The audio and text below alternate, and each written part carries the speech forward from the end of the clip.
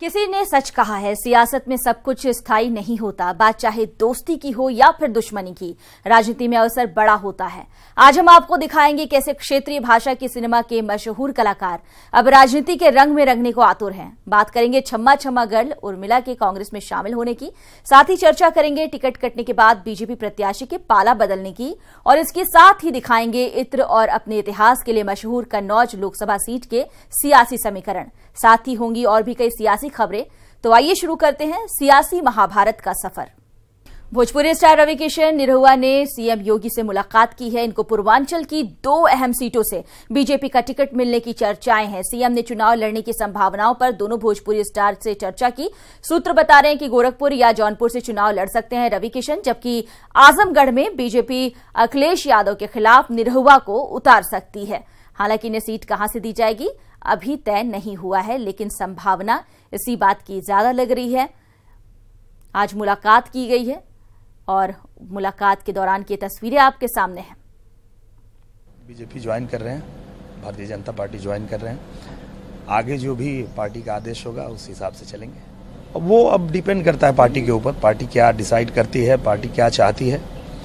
हम जो है वो भारतीय जनता पार्टी के साथ हैं। हम भी चाहते हैं कि देश में जो है फिर से नरेंद्र मोदी जी प्रधानमंत्री बने, और इसलिए हम जुड़ रहे हैं। और आगे जो भी आदेश होगा हर कदम हम साथ में रहेंगे। चुनाव लड़ रहा हूँ, आप चलिए एनआई के द्वारा आप लोगों को बता दें, चुनाव लड़ रहा हूँ। कहाँ से ये पार्टी डिसाइड करेगी, जो आदेश आएगा भारतीय जनता पार्टी का, जो आला कमान का आदेश आएगा, जहाँ से कहेंगे वहाँ से लड़ जाऊँगा। बिकॉज माहौल इतना बढ़िया है कि पातालों में जाके लड़ जाए तो बीजेपी सीट निकाल लेगी। अब बहुत बढ़िया 2014 से बढ़िया माहौल चला था। इधर मशहूर अभिनेत्री उर्मिला मातोंडकर आज कांग्रेस में शामिल हो गई हैं। दिल्ली में राहुल ने उर्मिला को सदस्यता दिलाई। बाद में कांग्रेस हेडक्वार्टर में प्रेस कॉन्फ्रेंस करके उर्मिला ने कांग्रेस में शामिल होने की जानकारी दी। मेरे साथ मंच पर बैठे हुए सभी कांग्रेस के नेतागण और मेरे सामने बैठे हुए आप सब मीडिया के लोगों को मेरा विनम्र अभिवादन। सबसे पहले तो मैं आभार प्रकट करना चाहती हूँ इन सब का, कांग्रेस के अध्यक्ष माननीय श्री राहुल गांधी जी का, कि उन्होंने मुझे इतना वार्म वेलकम दिया आज के इस दिन पर। आप सबका आभार प्रकट करना चाहती हूँ कि आज आप मेरे सामने कहीं ना कहीं मुझे एनकरेज करने के लिए यहाँ आए हैं, ऐसा मैं समझती हूँ। आज मेरे लिए महत्वपूर्ण दिन है, क्योंकि मैं आज सक्रिय राजनीति में अपना पहला कदम रखने जा रही हूँ।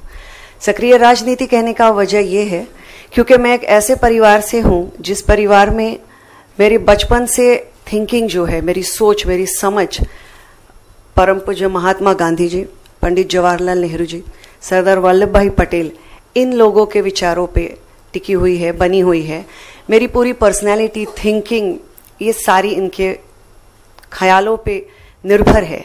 हरदोई से इस वक्त एक बड़ी खबर आ रही है। टिकट कटने के चलते नाराज बीजेपी के हरदोई सांसद अंशुल वर्मा ने पार्टी छोड़ दी है। अंशुल ने आज सुबह पार्टी से इस्तीफा देने के बाद सपा ज्वाइन भी कर लिया। टिकट कटने की वजह से नाराज चल रहे थे बीजेपी सांसद अंशुल वर्मा। कयास लगाया जा रहा है कि उन्हें सपा से उसी सीट पर टिकट मिल सकता है। आज सुबह ही बीजेपी से उन्होंने इस्तीफा दिया और टिकट कटने से नाराजगी की वजह से उन्होंने सीधे चौकीदार को अपना इस्तीफा सौंप दिया। बीजेपी को यह इस्तीफा उन्होंने सुबह दिया और दोपहर में सपा ज्वाइन कर लिया।